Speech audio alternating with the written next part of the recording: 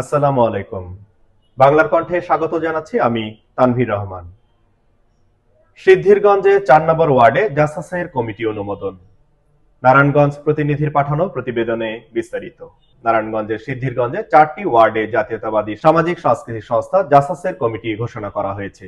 শুক্রবার ১০ অক্টোবর সন্ধ্যায় সিদ্ধিরগঞ্জের কদমতলী এলাকা থানায় জাসাসের কার্যালয়ে জমকালো আয়োজনের মধ্য দিয়ে ৪টি ওয়ার্ড কমিটির অনুমোদন করেন মহানগর জাসাসের সভাপতি স্বপন চৌধুরী। সিদ্ধিরগঞ্জ থানা জাসাসের সভাপতি শামীম আহমেদ ঢালির সভাপতিত্বে উক্ত অনুষ্ঠানে প্রধান অতিথি হিসেবে উপস্থিত ছিলেন নারায়ণগঞ্জ মহানগর জাসাসের সভাপতি স্বপন চৌধুরী। বিশেষ অতিথি হিসেবে উপস্থিত ছিলেন মহানগর জাসাসের সাধারণ সম্পাদক জাহাঙ্গীর হোসেন স্বাধীন, যুগ্ম সম্পাদক মোহাম্মদ রফিক, প্রচার সম্পাদক সোহরাব হোসেন ভুইয়া মুকুল, সিদ্ধিরগঞ্জ থানা জাসাসের সদস্য সচিব আকাশ প্রধান সহ অনেকেই। অনুমোদন প্রাপ্ত কমিটির মধ্যে ৫ নম্বর ওয়ার্ডের সভাপতি নাইম হোসেন, সাধারণ সম্পাদক হাফেজ ফজলুল করিম, ৭ নম্বর ওয়ার্ডের সভাপতি সোলাইমান ভুইয়া, সাধারণ সম্পাদক মোহাম্মদ আল ইসলাম, ৮ নম্বর ওয়ার্ডের সভাপতি মোহাম্মদ দেলোয়ার হোসেন, সাধারণ সম্পাদক নাজমুল হোসেন শান্ত এবং ১০ নম্বর ওয়ার্ডের সভাপতি নাজমুল হাসান এবং সাধারণ সম্পাদক হিসেবে মোহাম্মদ শাহীন নির্বাচিত হয়েছেন।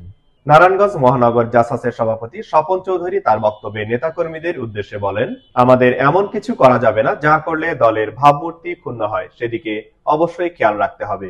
কমিটি পাওয়ার পর যদি কেউ অপকর্মে লিপ্ত হন তাহলে সাংগঠনিক ব্যবস্থা সহ আইনগত পদক্ষেপ নেওয়া হবে। যা করলে দলের ভাবমূর্তি ক্ষুণ্ণ হয়, এদিকে সবাইকে খেয়াল রাখতে হবে। কমিটি পাওয়ার পর যদি কেউ অপকর্মে লিপ্ত হন তাহলে সাংগঠনিক ব্যবস্থা সহ আইনগত পদক্ষেপ নেওয়া হবে। বর্তমানে মিডিয়াতে কিছু ব্ল্যাক মেইলিং চলে। আমি জাতীয় দৈনিক অগ্রবাণীর মালিক, সম্পাদক, প্রেস ক্লাবের মেম্বার। আপনাদের এটা বলার উদ্দেশ্য হলো আজকের পর থেকে আপনারা আপনাদেরকে দুর্বল ভাববেন, আপনারা সঠিকভাবে চলবেন।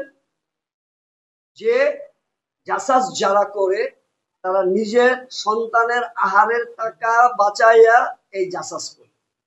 অনৈতিক কাজে যেটার মধ্যে দল বিভ্রান্ত হবে, অর্থাৎ বিএনপি বিভ্রান্ত হবে, তারেক রহমান সব প্রশ্নের মুখোমুখি হবে, এরকম কোনো কর্মকাণ্ড করা যাবে না। যদি হয় তাহলে আপনাকে আমি এটাও বলি যে বিএনপি বহিষ্কার করে, আমি বহিষ্কার করার সাথে সাথে মামলা আমি বাদী হই। অর্থাৎ প্রশাসনের কাছে আমি নিজে যাব, বলবো যে ওকে আগে ভিতরে রাখে, যে আমি একটু ডিফারেন্ট কিছু দেখাই সারা বাংলাদেশ, এবং তারেক রহমান সাহেবকে আমি দেখাই আপনি শুধু বহিষ্কার করেন। আমি আমার জাসাসের কবি বহিষ্কার করি নাই, শুধু তারে জেলেও ঢুকাই দিছি যদি সে অপরাধী, আর অপরাধী হইলেই তো বহিষ্কার। আল্লাহর হস্তে এইটা করা যাবে না।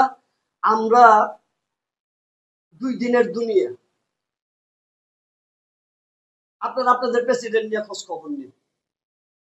বিএনপির নারায়ণগঞ্জের সর্বোচ্চ মহল আপনি যাকে মনে করেন তাদের কাছ থেকে আমার সার্টিফিকেট নেবেন যে এই লোক বিএনপি করার পর ফোটা পরিমাণ 78 থেকে কোন স্পট আছে, যার কারণে 65 বছর বয়সও আল্লাহ আমার ভয়েস খুব লাউডলি রেখেছে, কারণ আমি সৎ।